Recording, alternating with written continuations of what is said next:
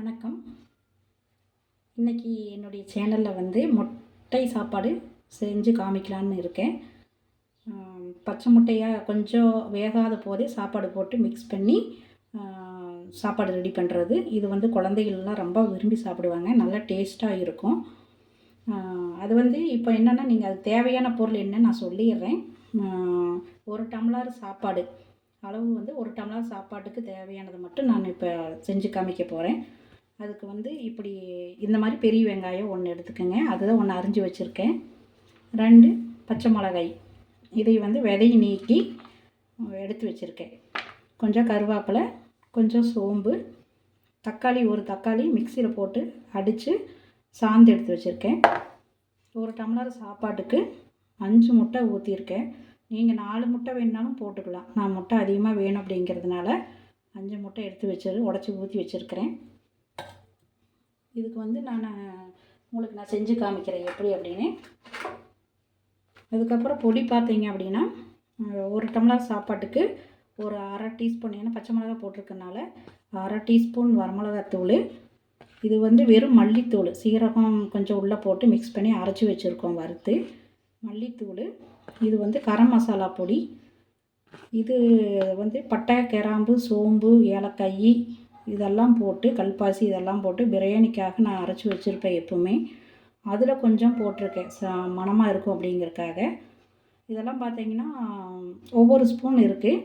இது மட்டும் கொஞ்சம் கம்மியாக இருக்கும். இந்த பொடி வகைகள் எடுத்து வச்சுருக்கேன். அதுக்கப்புறம் உப்பு நம்ம தேவையான அளவுக்கு நான் போட்டுக்கலாம். இப்போ நான் உங்களுக்கு சாப்பாடு எப்படி செய்கிறதுன்னு நான் செஞ்சு காமிக்கிறேன். சாப்பாடு பார்த்தீங்கன்னா 1 டம்ளர் செஞ்சு உதிரியாக எடுத்து வச்சுருக்கிறேன். இந்த மாதிரி 1 டம்ளர் சாப்பாடு தாராளமாக 2 பேர் சாப்பிட்லாம். குழந்தைகளாக இருந்தால் 3 பேர் சாப்பிட்லாம். இப்போ நம்ம எப்படி செய்கிறதுன்னு பார்க்கலாமா?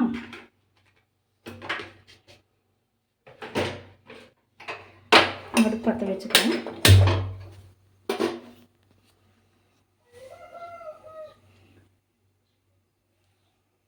ஒரு வாணலி வைத்து கொஞ்சம் சூடானதையுமே நான் கடலெண்ணெய் ஊற்றிருக்கேன்.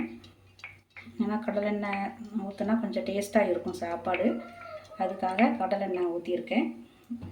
எண்ணெய் கொஞ்சம் உண்டுனா ஊற்றிக்கலாம். நம்மளுக்கு தேவையான அளவுக்கு எண்ணெய் ஊற்றிக்கலாம். இவ்வளோதான் அப்படிங்கிறதுல ஒரு கணக்கு இல்லை. அதுக்கப்புறம் கொஞ்சம் கடுகு பொரியட்டும்.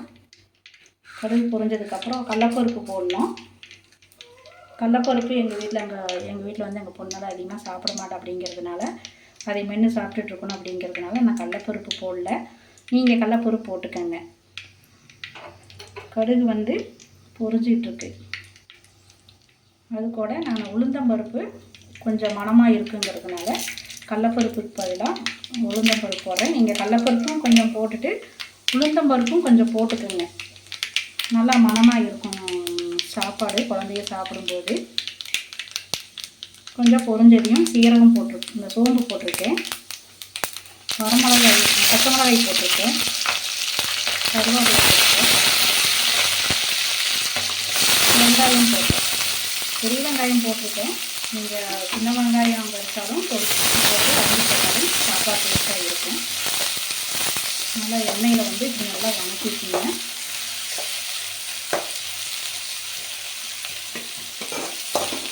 இது கொஞ்சம் நல்லா வந்து ரொம்ப முருகலாக வேண்டாம், ஓரளவுக்கு செவந்தால் போதும் வெங்காயம். இது வந்து குழந்தைகளுக்கு வந்து காலையில் டிஃபன் சாப்பிட்டாலும் மத்தியானம் சாப்பாட்டுக்காக நீங்கள் இந்த மாதிரி செஞ்சு குழந்தைகளுக்கு பாக்ஸுக்கு போட்டு கொடுத்தீங்க அப்படின்னா நல்லா சாப்பிடுவாங்க. விரும்பி சாப்பிடாத குழந்தைகளோட சாப்பிடுவாங்க. உப்பு காரமெல்லாம் குழந்தைகளுக்கு தகுந்த மாதிரி நீங்கள் போட்டுக்கலாம். முட்டையை ஒரு சில பேர் முட்டையை வறுத்து வெறும் சாப்பாடு போட்டு மிக்ஸ் பண்ணுவாங்க. நான் அந்த மாதிரி செய்ய மாட்டேன். அது ரொம்ப ட்ரையாக இருக்கும். அதனால் நான் அந்த மாதிரி செய்ய மாட்டேன். இப்போ வந்து கொஞ்சம் குலைவாக முட்டை ஊற்றினதையுமே நம்ம சாப்பாடு போட்டு கிளறும்போது கொஞ்சம் ட்ரை ஆகிடும். அது ஒரு டேஸ்ட்டாக இருக்கும். இப்போ பார்த்தீங்கன்னா வெங்காயம் வணங்கிடுச்சு. தக்காளி அரைச்சி வச்சுருக்கேன் இல்லைங்களா, அதை வந்து ஊற்றிடுவேன். இதில் ஊற்றி இப்படி நல்லா வணக்கிடுவோம். அதுக்கப்புறம் அதில் வந்து அரை 1/4 டீஸ்பூன் மஞ்சள்தூள், ஒரு டீஸ்பூன் இது வணங்குறதுக்கு அளவாக உப்பு போட்டிருக்கேன்.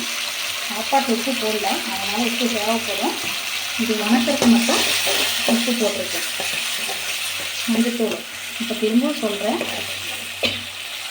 எண்ணெய் ஊற்றி கடுகு கடலைப்பருப்பு போட்டு அதுக்கப்புறம் பச்சை மிளகாய் 2, கருவேப்பிலை போட்டிருக்கேன். பெரிய வெங்காயம் 1 போட்டிருக்கேன். ஒரு டம்ளர் சாப்பாட்டுக்கு ஒரு பெரிய வெங்காயம் போட்டிருக்கேன். தக்காளி வந்து மிக்சியில் ஒரு தக்காளி போட்டு, பெரிய தக்காளியாக இருந்ததுனால ஒரு தக்காளி போட்டு மிக்சியில் அடிச்சிருக்கேன். சின்ன தக்காளியாக இருந்தால் நீங்கள் 2 போட்டுக்கோங்க. ஒரு தக்காளி பெரிய தக்காளியாக இருந்தாலும் 1 போட்டிருக்கேன். உப்பு மஞ்சள்தூள் போட்டிருக்கேன். இது வந்து நல்லா எண்ணெயில் நல்லா வணங்கணும், அடி பிடிக்காமல் நல்லா வணக்கி எடுத்துங்க. பாருங்கள், ஓரளவுக்கு வணங்கி எண்ணெய் மேலே திறந்து வந்திருக்கு. எண்ணெய் பாருங்கள், ஓரமெல்லாம் திறந்து வந்திருக்கு. அதில் வந்து நாம் எடுத்து வச்சுருக்கிற பொடிகளை கீழே போட்டுக்கலாம். எண்ணெய் நம்ம ஓரளவுக்கு அதுக்கு ஊற்றினாக்கா இந்த பொடி போடும்போது அடி பிடிக்காமல் இருக்கும். இல்லைன்னா அடி பிடிச்சிக்கும். இப்போ பாருங்கள், அடியோட பிடிக்காது. எண்ணெயில் வந்து சுருண்டு வந்துடும் மசாலா பொடியோட. ஒரு 2 வணக்கம் நல்லா வணக்கணும், அப்போ தான் அந்த பொடியுடைய பச்சை வாசனை போகும். இப்போ பார்த்தீங்கன்னா நல்லா வணங்கிடுச்சு, எண்ணெய் மேலே அப்படியே திரிஞ்சு வந்துடுச்சு. இதில் வந்து நம்ம அந்த 5 முட்டை உடச்சி வச்சுருக்கோம் இல்லைங்களா, அதை வந்து நம்ம இதில் ஊற்றிக்கலாம்.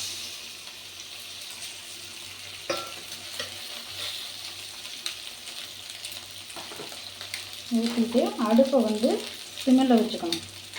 முட்டையை ஊற்றினதையுமே நாம் வந்து சிம்மில் வச்சுக்கணும். வச்சுட்டு நம்ம இப்படி ஒரு தொலாவிடணும். அந்த மசாலாவெல்லாம் முட்டையில் பிடிக்கணும். அடுப்பு விசையாக வச்சுருந்தீங்க, முட்டை ஊற்றினதுக்கப்புறம் அடுப்பு விசையாக வச்சிங்க அப்படின்னா இந்த முட்டையெல்லாம் போய் அடியில் இந்த வானலிலேயே பிடிச்சிடும்.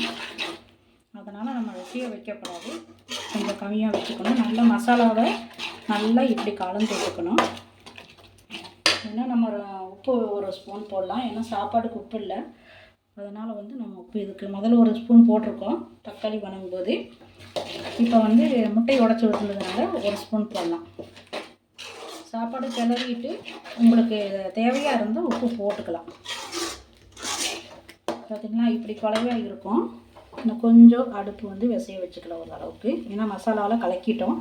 அதுக்கப்புறம் விசையாக வச்சுக்கணும். இப்படி குலைவாக இருக்கும் போதே நம்ம என்ன பண்ணணும், இப்போ அந்த பச்சை வாசமெல்லாம் போயிடுச்சு, மசாலா வாசம். இப்போ பார்த்திங்கன்னா இந்த சாப்பாடு இருக்கு இல்லைங்களா, இந்த குலைவாக இருக்கையிலேயே சாப்பாடை நம்ம உள்ளே போட்டுக்கலாம்.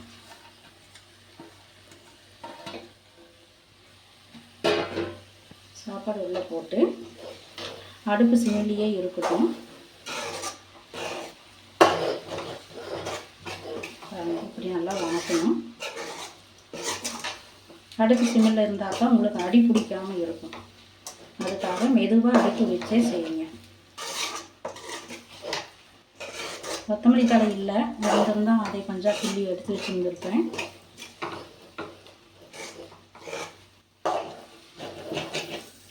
அடி பிடிக்காத அளவுக்கு நம்ம அடியில் வந்து கொஞ்சம் இது பண்ணிக்கணும். பார்த்தீங்களா, முட்டை போட்டு 5 முட்டை போடங்காட்டி கொஞ்சம் சாப்பாடு கொஞ்சம் குலைவாக இருக்குது நல்லா.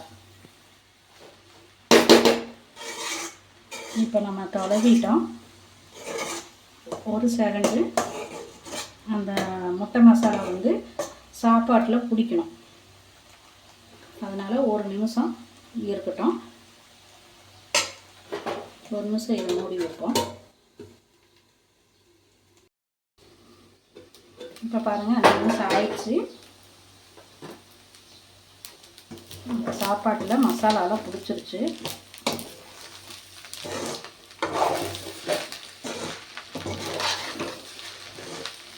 நல்லா மிக்ஸ் ஆகிடுச்சு சாப்பாட்டில். உப்பு மட்டும் தேவையாக இருந்தால் நீங்கள் போட்டுக்கோங்க. முட்டை சாப்பாடு வந்து ரெடி ஆயிடுச்சு. கொத்தமல்லி இருந்தால் கொஞ்சம் மேலே தூவி விட்டுக்குங்க. இவ்வளோதான் சாப்பாடு. உப்பு பார்த்து உங்கள் டேஸ்ட்டுக்கு தகுந்த மாதிரி உப்பு போட்டுக்கோங்க. நாங்கள் கொஞ்சம் கம்மியாக தான் போட்டுக்குவோம். அதனால் 2 ஸ்பூன் போட்டிருக்கேன். நீங்கள் உங்களுக்கு தேவையாக இருந்தால் பார்த்துட்டு உப்பு தகுந்த மாதிரி போட்டுக்கோங்க. செஞ்சு பார்த்துட்டு அடுப்பு நிறுத்திடலாம். செஞ்சு பார்த்துட்டு உங்களுக்கு எப்படி இருக்குது அப்படிங்கிறத நீங்கள் வந்து சாப்பாடு எப்படி டேஸ்ட்டாக இருக்குது அப்படிங்கிறத கமெண்ட்டில் வந்து தெரிவிங்க. உங்களுக்கு வேறு ஏதாவது சாப்பாடு இந்த மாதிரி சாப்பாடுலாம் எனக்கு செய்ய தெரியல, கிரேவி எப்படி செய்கிறது அப்படின்னு சொல்லி நீங்கள் கமெண்ட்டில் கேட்டிங்கன்னா அதை நான் வந்து உங்களுக்கு செஞ்சு காமிக்கிறேன். இப்போ வந்து குழந்தைகளுக்கு நம்ம பாக்ஸில் போட்டு எவ்வளோ சாப்பிடுவாங்களோ அதுக்கு தகுந்த மாதிரி போட்டு நம்ம கொடுக்கலாம். அது விரும்பி சாப்பிடுவாங்க. காரம் மட்டும் அளவாக பார்த்து போட்டுக்கோங்க.